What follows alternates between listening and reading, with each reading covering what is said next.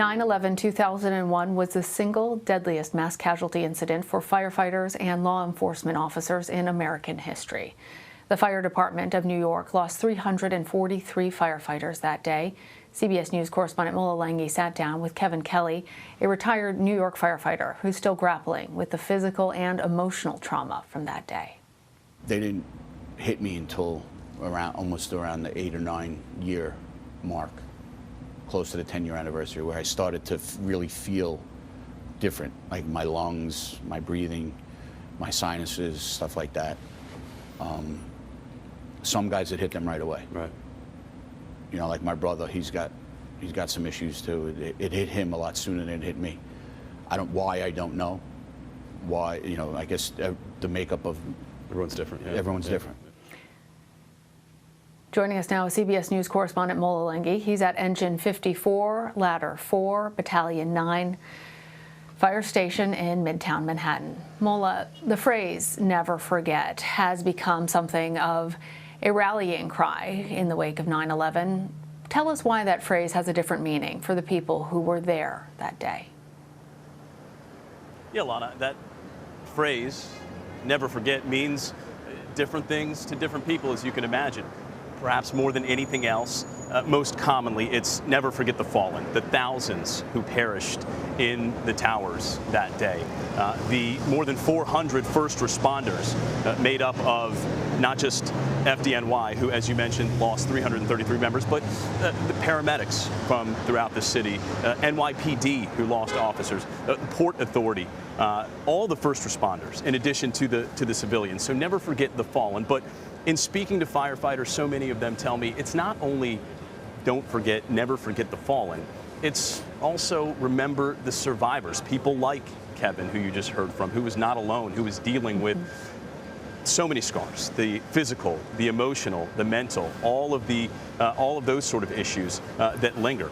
Never forget means to remember them and to remember all that they are dealing with, the people who spent days and weeks and months sifting through the rubble, searching for survivors, as they were hoping to find, and in the process being exposed to and inhaling and breathing in all those toxic fumes and the toxic debris that was emanating from the rubble, from the crumbled towers. So many people are dealing with so many chronic illnesses that they've linked to Ground Zero, their time at Ground Zero. So never forget means to also remember them. Since 9/11, Lana, 257 firefighters have died from illnesses linked to Ground Zero, and thousands more continue to suffer. So it's them who firefighters say, never forget.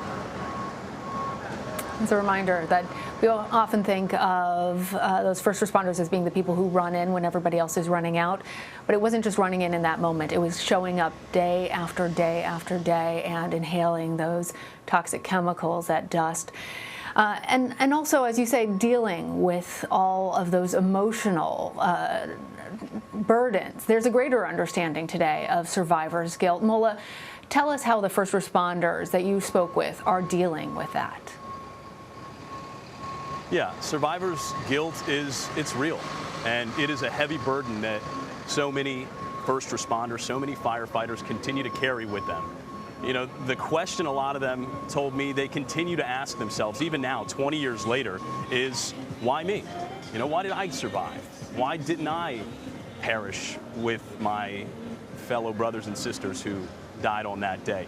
That guilt is compounded by the grief that they feel over their lost friends and loved one, and that is compounded by, you know, the PTSD, the emotional and the mental scars of the things that they saw and experienced and witnessed that day. You know, some told me to cope, they initially turned to a lot of destructive behavior in those first few months and years after 9/11. They just didn't know how to deal with it. A lot of them, fortunately, have been able to get on the right track through the help of family and friends and their fellow firefighters and the FDNY, as well as services provided by 9/11 memorial groups. They've been able to get on the right track, and now they're seeking things like therapy and group sessions. They're talking through their pain. They're talking through the PTSD. They're talking to fellow firefighters. Some of them are on meds because of the issues they have to deal with. So while a lot of this pain, a lot of their issues can be dealt with, it can be treated, it can be managed, unfortunately, a lot of these guys, a lot of these women are going to have to continue to deal with these sort of things for the rest of their lives.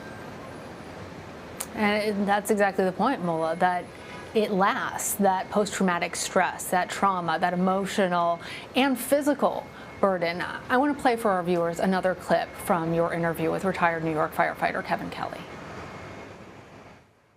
They diagnosed me with depression, PTSD, along with a slew of other ailments that developed over the years.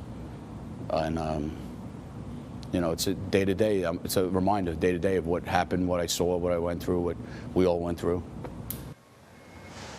Mola, tell us how the physical trauma from that day is a constant reminder of what they experienced. Yeah, I mean, Kevin said it best. It's hard to, it's hard to top what he describes and what he's living through. One thing that he has said, and that he told me, and so many other firefighters have said, is that this is like it was yesterday.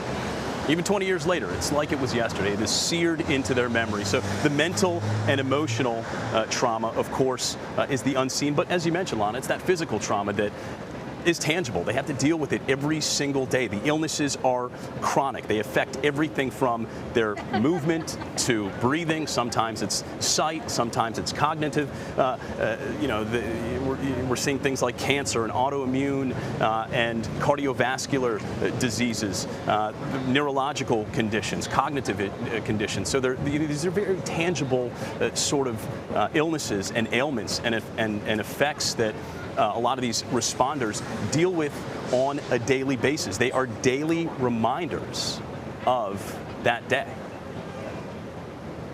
Well, I want to ask you about something you just said, that it is as present in their lives as if it just happened. And for many of us, these 9/11 ceremonies are annual events. But of course, then it's accompanied by a flood of emotions for anyone involved. However, seeing these images again, hearing those names again, it's in many ways a reminder. How did the first responders that you spoke with also talk about how they feel about anniversaries like today and seeing these images again? Yeah, this is a tough day. There's no question.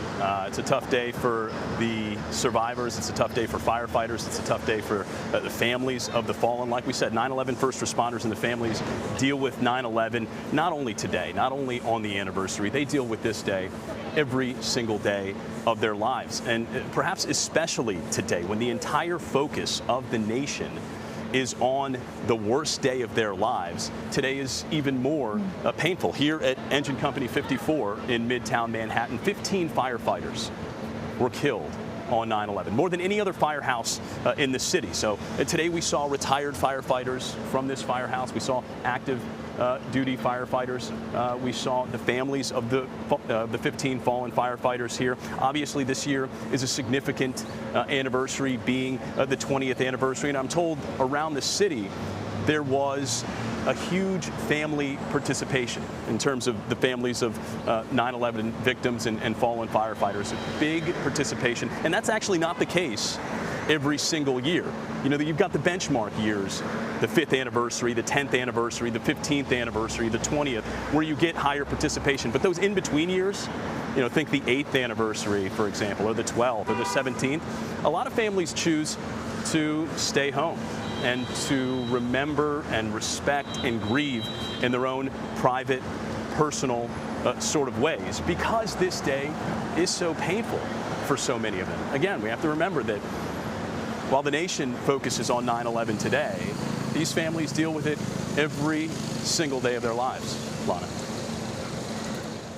Such tremendous sacrifices among those first responders. Thank you for also reminding us of the survivors and how they walk among us today.